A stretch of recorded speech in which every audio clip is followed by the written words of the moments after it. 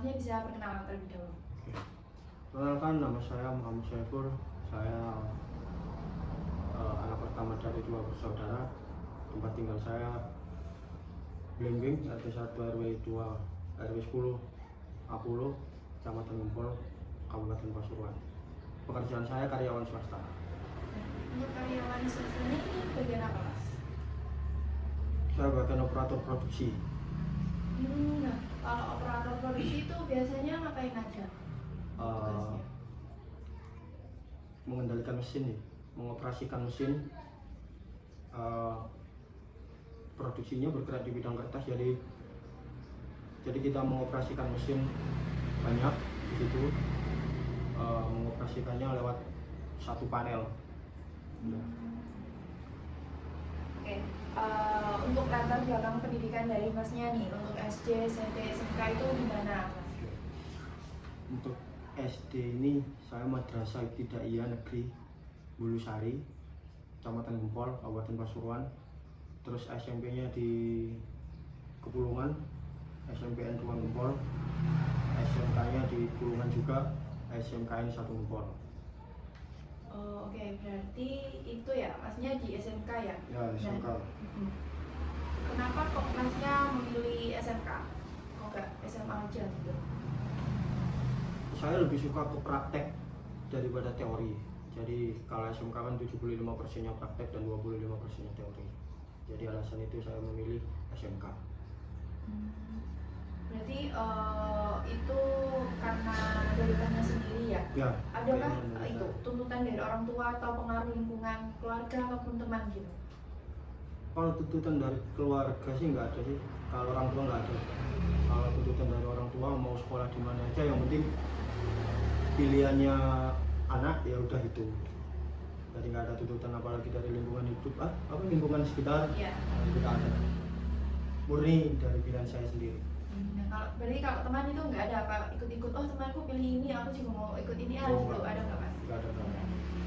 Kalau dari orang tua nih, Mas, saya ingin lebih tahu nih, kalau latar belakang keluarganya dari masnya sendiri itu gimana? Untuk soal pendidikan itu, untuk ayah atau ibu itu bagaimana menurut Masnya? Ayah saya kelulusan SLTP ya. SLTP dulu tahun berapa lupa. Terus pekerjaan ayah saya karyawan swasta juga. Terus ibu saya lulusan SD dan sekarang jadi ibu rumah tangga juga. Oke, kita kembali ke pekerjaan masnya. Dan untuk pekerjaan masnya ini sudah bekerja di bagian itu berapa lama, Mas? Jadi gini, dulu waktu masuk di perusahaan tersebut, masuk pertama di maintenance project, yaitu bergerak di bidang mekanik, lebih ke mekanik. Jadi untuk memasang mesin, memasang jalur pipa lain kemana gitu. Itu selama 1 tahun. Terus selama 1 tahun diangkat menjadi operator produksi. Operator produksi di sana mengoperasikan mesin tadi. Jadi ada mesin yang namanya hydropulver, ada namanya LCC, ada namanya disperger, ada namanya itu banyak, yang lainnya banyak.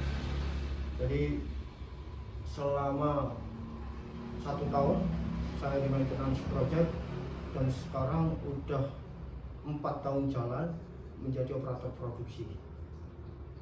Ya.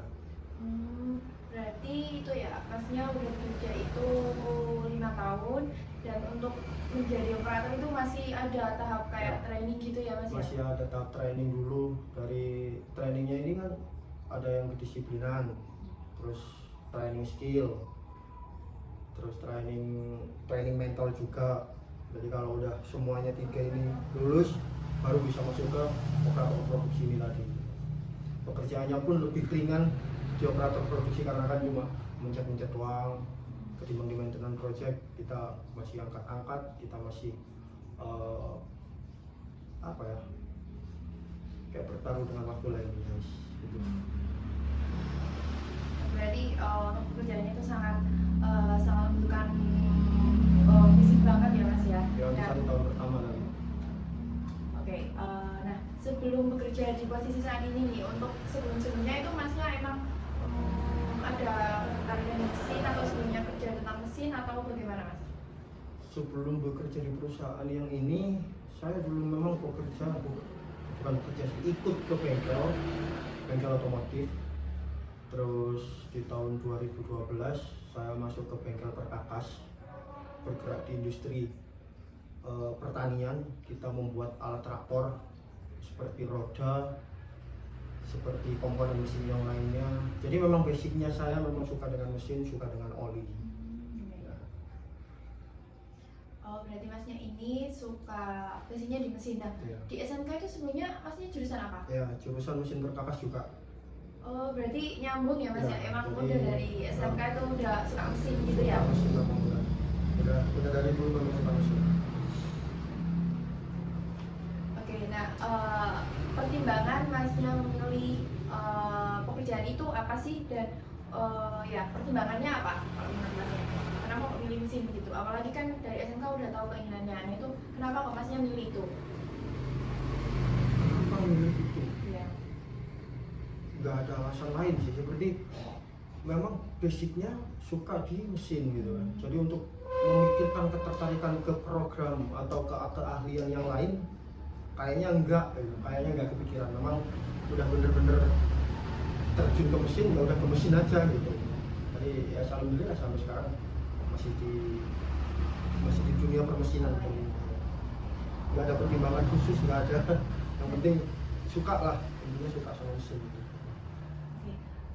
Sejak kapan masnya tahu kalau ternyata oh aku sukanya di mesin gitu? Sejak apa masnya merasa aku suka di mesin?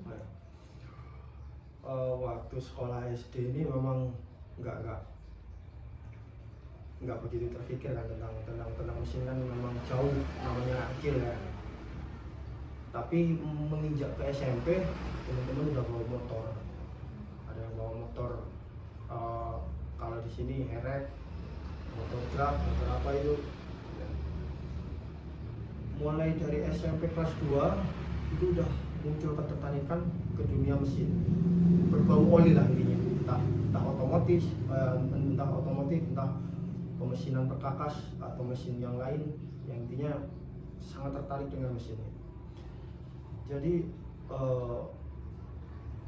mulai dari kelas 2 SMP udah tertarik ke pemesinan, baru masuk SMK itu baru bisa belajar mesin. Kan karena SMP kan belum ada jurusan mesin dan SMP. Jadi mulai dari kelas 2 SMP udah tertarik sama mesin.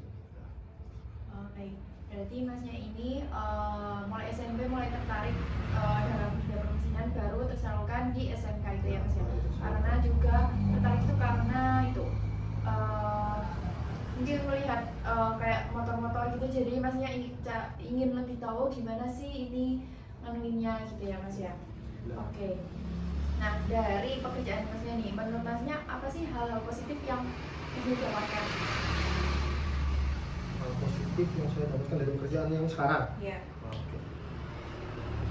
Jadi lebih tahu, yang pertama jadi lebih tahu tentang perkembangan mesin industri. Itu semakin tahun semakin berkembang memang. Ada mesin ini, mesin itu, perusahaan mendatangkan mesin-mesin baru. Terus apa tadi namanya? Hal positif ya. Semakin tahu yang pertama, dan yang kedua semakin hal positifnya untuk waktu bisa teratur sih. Waktu itu bisa teratur, lebih banyak mengenal teman, lebih belajar juga, dan yang paling positif adalah lebih menjadikan saya sebagai seorang yang lebih dewasa ya. Nah itu kenapa kok menjadikan hal masnya yang lebih dewasa? Apa yang membuat hal itu menjadi dewasa? Contohnya seperti apa mas? Oke, gini, dulu waktu kecil minta uang sekedar minta tanpa memikirkan bagaimana mendapatkan uang, bener gak?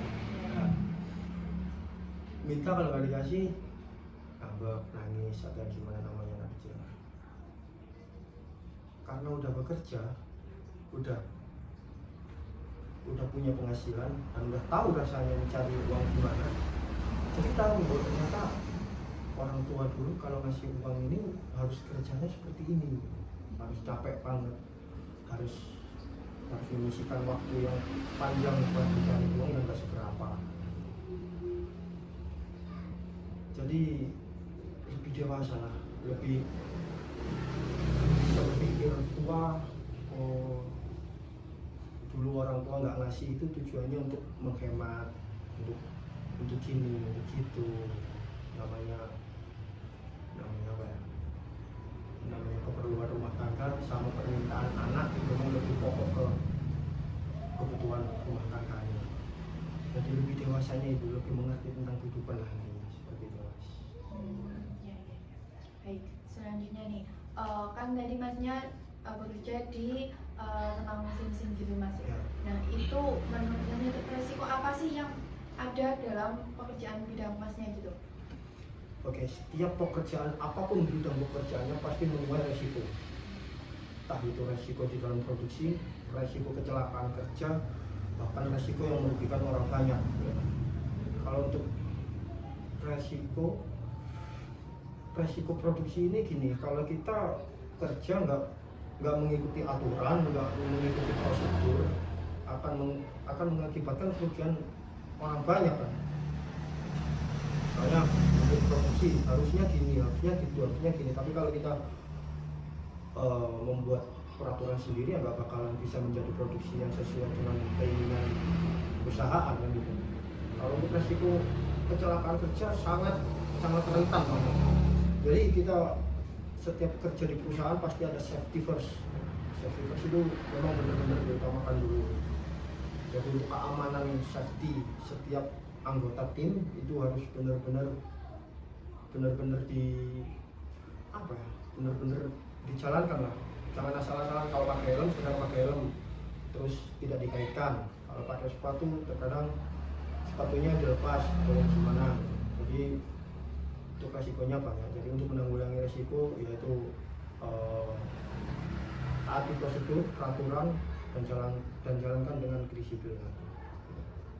Oke, selanjutnya nih untuk tantangan di bekerja di bidang pemesinan gitu apa mas? Tantangannya masa sih kita nggak bisa berinovasi tentang mesin ini? Kan mesin yang baru datang, misal mesin yang baru datang, nah, kita cuma diberitahu tentang kerja mesin seperti ini. Nah kalau kita cuma sekedar mengikuti peraturan tersebut, ya kita cuma tahunya ya itu aja gitu. Nah kalau kita berinovasi, nah ini tadi kembalikan tantangan tadi, kita harus benar-benar bisa berinovasi. Kalau mesin ini saya gunakan seperti ini, tapi jangan asal-asalan gitu. Ada nih contoh mentang-mentang mesin baru, jadi dijalankannya dengan cara ugal-ugalan, dengan cara tidak sesuai peraturan, alhasil mesinnya rusak, mesinnya mengalami keausan sebelum waktu aus itu terjadi, mengalami keausan awal maksudnya. Nah itu kan akan merugikan gitu. Jadi berinovasi ini memang sebuah tantangan, tapi juga harus hati-hati. Jangan langsung mempraktekkan atau langsung berinovasi tanpa kita tahu, tanpa kita berdiskusi dulu dengan yang lebih tahu gitu. Jadi untuk tantangannya untuk bisa ingin berinovasi lah, inovasi tentang pemesinan itu tadi. Itu untuk inovasi itu emang ada rentan dari yang bosnya mas gitu nggak, kayak suruh kamu harus berinovasi gitu, itu nggak, atau gimana untuk dari bosnya sendiri itu gimana, bisa diceritakan? Di produksi saya ini kan daur ulang, daur ulang dari bahan bekas menjadi bahan yang baru. Bahan bekas ini pun juga kategorinya banyak. Barang bekas yang baik, barang bekas yang kotor, barang bekas yang lumayan jelek gitu. Nah setiap komposisi bahan baku itu menentukan hasil jadi. Nah, kalau komposisinya bahan bakunya itu baik, bagus, serat dari kertas ini ada, serat kertas long fiber atau short fiber itu bagus, entar hasilnya juga mengikuti bagus gitu. Nah yang dituntut inovasinya ini gini, bahan bakunya kotor, bagaimana cara kamu untuk menghasilkan sebuah kertas yang bagus, yang bagus atau yang baik. Nah, jadi di situ letak inovasinya di situ. Jadi bagaimana cara kita untuk memproduksi sebuah kertas yang kotor menjadi kertas yang baik. Bukan dituntut, bukan. Tapi kita berinovasi dengan cara kita sendiri gitu. Kalau memang hasil produksinya bagus, kita hasilnya juga kita kan yang menerima gitu. Bentar, misal dapat bonus, misal dapat apa ya? Ya, dapat bonus intinya. Kalau kertasnya bagus, bahan bakunya kotor, kalau hasilnya bagus itu ya ada bonusnya. Di situ letak inovasinya di situ, tapi nggak ada tuntutan. Oke, nah kalau tantangan dari mungkin lingkungan teman-teman di pabrik itu mas, ada nggak kayak yang ngeselin atau apa gitu, gimana mas untuk lingkungan pekerjaannya? Oh, jadi gini, ini hal yang sangat lebih ke rahasia umum ya. Rahasia umum.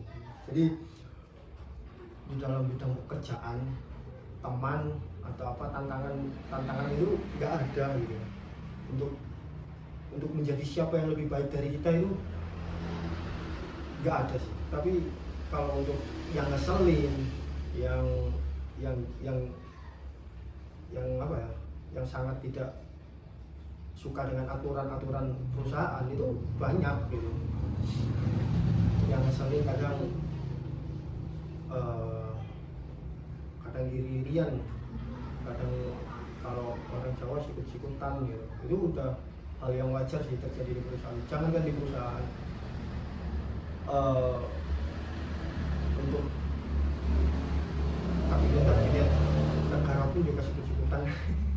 Itu udah jadi rahasia umum lah pertanyaan itu. Nggak ada tantangan apapun lah. Oh iya, sebelumnya ini masnya untuk itu biasanya kerjanya tuh mulai dari jam berapa sampai jam berapa gitu mas?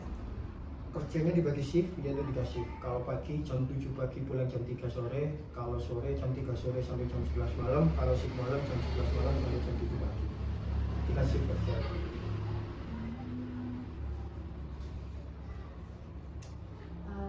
Nah, untuk kedepannya nih, ada nggak target 5 tahun kedepannya? Masnya mau menjadi apa gitu mas? Targetannya dalam bidang pekerjaan? Mau menjadi dalam bidang pekerjaan? Iya. Kalau untuk menjadi apa, tidak begitu ambisius ya. Untuk menjadi apa-apa itu enggak. Untuk 5 tahun ke depan ya bekerja aja, bekerja sesuai prosedur, peraturan,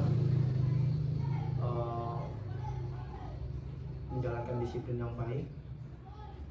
Kalau memang takdir bisa mengangkat saya, ya dalam 5 tahun mungkin akan perubahan gitu. Tapi kalau untuk saya sendiri sih nggak ada ya, untuk 5 tahun ke depan mau jadi apa, nggak terpikir. Yang penting kerja aja dah udah. Yang penting kerja, dapat uang, udah gitu aja deh. Nggak ada pengen jadi, ya nggak mungkin lah. Pengen jadi polisi kan nggak mungkin. Jadi tentara juga nggak mungkin. Berarti masnya ini ya lihat nanti aja gitu ya, nyaman di menjalani sekarang dulu gitu ya. Ya sekarang dulu Nah, aja. kalau menurut masnya nih, di titik ini tuh masnya ngerasa udah kayak cita-cita yang dulu masnya inginkan tuh udah tercapai gitu nggak mas? Atau kayaknya masih belum deh? Jadi gini, masalah cita-cita yang namanya anak kecil, kalau ditanya cita-citanya jadi apa, jadi tentara, jadi polisi, jadi dokter, jadi apa ya, jadi ilmuwan, jadi guru, jadi apa ya. Nah setelah besar, cita-cita tersebut akan lupa udah. Jadi untuk cita-cita yang dulu yang dicita-citakan belum terwujud sih. Kalau sekarang nggak apa tadi maksudnya? Hal yang dulu Dicita-citakan, sekarang itu udah tercapai atau merasa sukses gitu ya? Enggak. ternyata untuk mengejar cita-cita yang dicita-citakan waktu kecil dulu memang susah sih. Jadi ya syukuri aja yang sekarang, lupakan cita-citanya udah gitu ya. Oke, menurut masnya nih, untuk saat ini tuh masnya merasa udah mencapai kesuksesan atau bagaimana? Kalau menurut masnya? Kalau menurut saya ya, titik sebuah kesuksesan adalah membahagiakan orang tua. Kalau menurut saya gitu. Jadi meskipun kita banyak uang, meskipun kita berjabatan tinggi, mempunyai jabatan tinggi, tetapi kalau orang tua kita belum tentram hidupnya, masa tuanya belum bahagia, kalau menurut saya belum sukses gitu. Kalau menurut saya bahagiakanlah orang tuanya dulu, maka kesuksesan akan mengejar dengan sendirinya. Jadi untuk suksesnya ya membahagiakan orang tua adalah sebuah kesuksesan bagi saya. Dan untuk titik saat ini masih belum sih, orang tua masih belum mendapatkan hari tuanya yang baik, hari tuanya yang tentram, masih memperjuangkan ini. Tapi nilai titik kesuksesan adalah membahagiakan orang tua. Kalau menurut saya. Oke, menurut saya sudah cukup ya untuk wawancara kali ini. Terima kasih Masnya sudah meluangkan waktu untuk saya wawancarai. Sekian dari saya. Wassalamualaikum warahmatullahi wabarakatuh. Waalaikumsalam.